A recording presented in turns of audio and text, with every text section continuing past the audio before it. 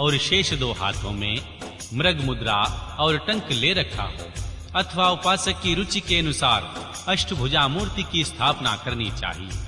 उस दशा में वह मूर्ति अपने दाहिने 4 हाथों में त्रिशूल, परशु, खड्ग और वज्र लिए हो और बाएं 4 हाथों में पाश, अंकुश, खेट और नाग धारण करती हो। उनकी अंग कांति प्रातः काल के समान सूर्य की भांति लाल हो। वह अपने प्रत्येक मुख में 3-3 नेत्र धारण करती है। उस मूर्ति का पूर्ववर्ती मुख सौम्य तथा अपनी आकृति के अनुसार ही कांतिमान है। दक्षिणवर्ती मुख नील मेघ के समान श्याम और देखने में भयंकर है।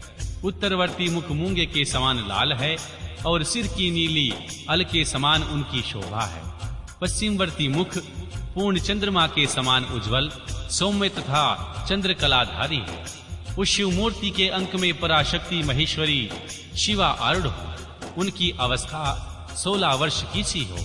वे सबका मन मोहने वाली और महालक्ष्मी के नाम से विख्यात हैं। इस प्रकार भावनामयी मूर्ति का निर्माण और सकलीकरण करके उनमें मूर्तिमान परम कारण भगवान शिव का आवाहन और पूजन करें। वहां स्नान करने के लिए कपिला गाय के पंचगव्य और पंचामृत का संग्रहण करें। विशेषतः चूर्ण और बीज को भी एकत्र करें। फिर पूर्व दिशा में मंडल बनाकर उसे रत्न चूर्ण आदि से अलंकृत करके कमल की कणिका में ईशान कलश की स्थापना करें। तत्पश्चात उनके चारों ओर सजोजात आदि मूर्तियों के कलशों की स्थापना करें। इसके बाद पूर्व आदि 8 दिशाओं में क्रमशः विद्येश्वर के 8 कलशों की स्थापना करके उन सबको तीर्थ के जल में भर दे और कंठ में सूत लपेट दे। फिर उनके भीतर पवित्र द्रव्य छोड़कर मंत्र और विधि के साथ नाड़ी या धोती आदि वस्त्र से उन सब कलशों को चारों ओर से आच्छादित कर दे। तदनंतर मंत्रोच्चारण पूर्वक उन सब में मंत्र न्यास करके स्नान का समय आने पर सब प्रकार के मांगलिक शब्दों और वाद्यों की तथा पंचगव्य आदि के द्वारा परमेश्वर शिव को स्नान कराएं। कुशोदक, स्वर्णोदक और रत्नोदक आदि जो गंध पुष्प आदि से वसित और मंत्र सिद्ध हों, क्रमशः लेकर मंत्रोच्चारक पूर्ण उनके द्वारा महेश्वर को नहलाएं।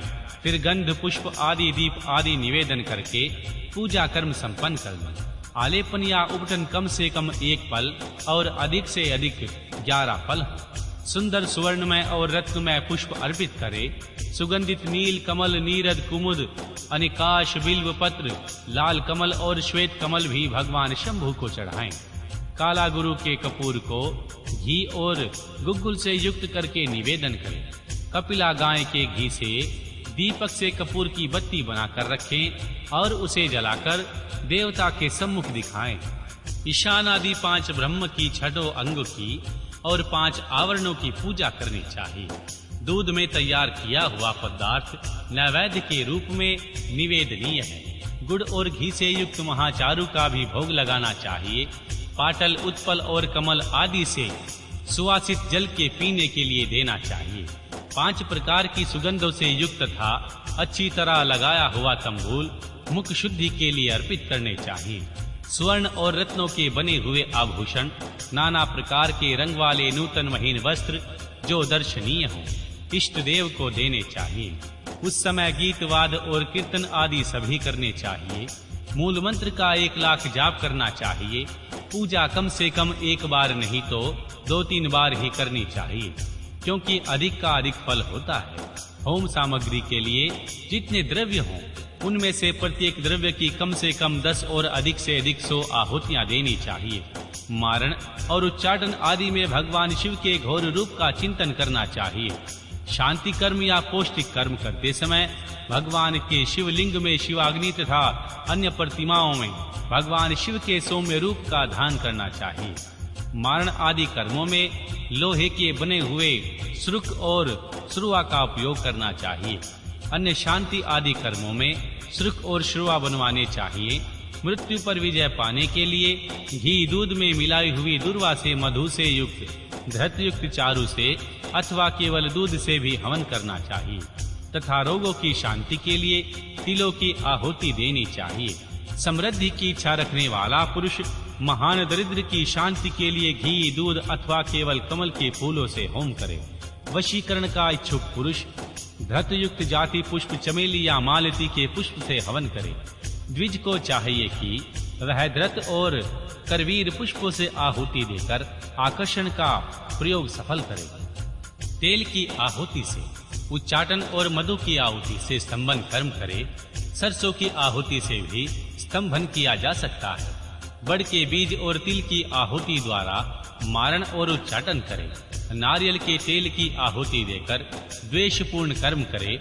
रोही के बीज की आहुति देकर बंधन का तथा लाल सरसों से मिले हुए संपूर्ण होम द्रव्य से सेना का स्तंभन करे। अभिचार कर्म में हस्तचलित यंत्र से तैयार किए गए तेल की आहुति देनी चाहिए। कुटकी की भूसी, कपास की डोर तथा तेल मिश्रित सरसों की भी आहुति दी जा सकती है। दूध की आहुति ज्वर की शांति करने वाली तथा सौभाग्य रूप का फल प्रदान करने वाली होती है। मधु, घी और दही को परस्पर मिलाकर इनमें दूध और चावल से अथवा केवल दूध से किया गया होम संपूर्ण सिद्धियों को देने वाला होता है। साथ समाधि आदि के शांतिक अथवा पौष्टिक कर्म भी करें। विशेषतः द्रव्यों द्वारा होम करने पर अवश्य और आकर्षण की सिद्धि होती है। बिल्व पत्रों का हवन वशीकरण तथा आकर्षण साधक और श्री लक्ष्मी जी की प्राप्ति कराने वाला है। साथ ही वह शत्रु पर विजय प्रदान कराता है। शांति कार्य में पालाश और खैर आदि की समिधाओं का होम करना चाहिए। क्रूरतापूर्ण कर्म में कनेर और आग की समिधाएं होनी चाहिए। लड़ाई झगड़े में कटीले पेड़ की समिधाओं का हवन करना चाहिए। और शांति और पुष्टि की विशेषतः शांति पुरुष से ही कराएं। जो निर्दय और क्रोधी हो उसी को अभिचारिक कर्म में प्रावृत्त होना चाहिए। वह भी उस दशा में जबकि दुरावस्था चरम सीमा को पहुंच गई हो और उसके निवारण का दूसरा कोई उपाय न रह गया। अतः ताई को नष्ट करने के उद्देश्य से अभिचारिक कर्म करना चाहिए। अपने राष्ट्रपति को हानि पहुंचाने के उद्देश्य से अभिचारिक कर्म कदापि नहीं करना चाहिए। यदि कोई आस्तित्व परम धर्मात्मा और माननीय पुरुष रहे हों, उनसे यदि कभी कोई अतातीत या कार्य हो जाए तो उनको कभी नष्ट करने से अभिचारिक कर्म का प्रयोग नहीं करना चाहिए। जो कोई भी मनवाणी और क्रिया द्वारा भगवान शिव से आश्रित हो, उनके साथ तथा राष्ट्रपति के उद्देश्य से भी अभिचारिक कर्म करके मनुष्य शीघ्र ही पतित हो जाता है। इसीलिए कोई भी पुरुष अपने लिए सुख चाहता हो, अपने राष्ट्रपालक राजा की तथा शिव भक्त की अभिचार के द्वारा हिंसा न करे। दूसरे किसी के उद्देश्य से भी मारण आदि का प्रयोग करने पर पश्चाताप से युक्त हो प्रायश्चित करना चाहिए। निर्धन या धनवान पुरुष भी बाणलिंग, नर्मदा से प्रकट हुए शिवलिंग, ऋषियों द्वारा स्थापित लिंग या वैदिक लिंग में भगवान शंकर की पूजा करें। जहां ऐसे लिंग का अभाव हो वहां सुवर्ण और रत्न के बने हुए शिवलिंग से पूजा करनी चाहिए। यदि सुवर्ण और रत्नों के उतार्जन की शक्ति न हो तो मन से ही भावनामयी मूर्ति का निर्माण करके मानसिक पूजन करना चाहिए अथवा प्रतिदिन द्रव्यों द्वारा भगवान शिव की कल्पना करनी चाहिए।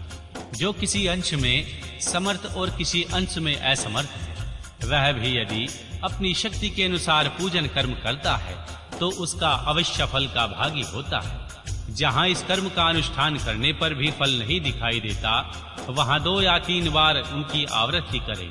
ऐसा करने से सर्वथा फल का दर्शन हो। पूजा के उपयोग में आया हुआ जो स्वर्ण, रत्न आदि उत्तम द्रव्य हो, वह सब गुरु को दे देना चाहिए तथा उनके अतिरिक्त दक्षिणा भी देनी चाहिए। यदि गुरु नहीं लेना चाहे तो वह सब वस्तु भगवान शिव को ही समर्पित कर दे अथवा शिव भक्तों को दे दे। इसके सिवा दूसरों को देने का विधान नहीं है। परम गुरु आदि की अपेक्षा न रखकर स्वयं यथाशक्ति पूजा संपन्न करता है, वह भी ऐसा ही आचरण करे। पूजा में चढ़ाई हुई वस्तु स्वयं न ले। जो मूढ़ लोभवश पूजा के अंगभूत उस द्रव्य को ग्रहण कर लेता है, वह अभिष्ट फल को नहीं पाता। इसमें अन्यथा विचार नहीं करना चाहिए। किसी के द्वारा पूजित शिवलिंग को मनुष्य ग्रहण करे या ना करे, यह उसकी इच्छा पर निर्भर करता है। यदि ले ले तो स्वयं नित्य उसकी पूजा करेगा अथवा उसकी प्रेरणा से दूसरा कोई पूजा न करे। जो पुरुष इस कर्म का शास्त्रीय विधि के अनुसार ही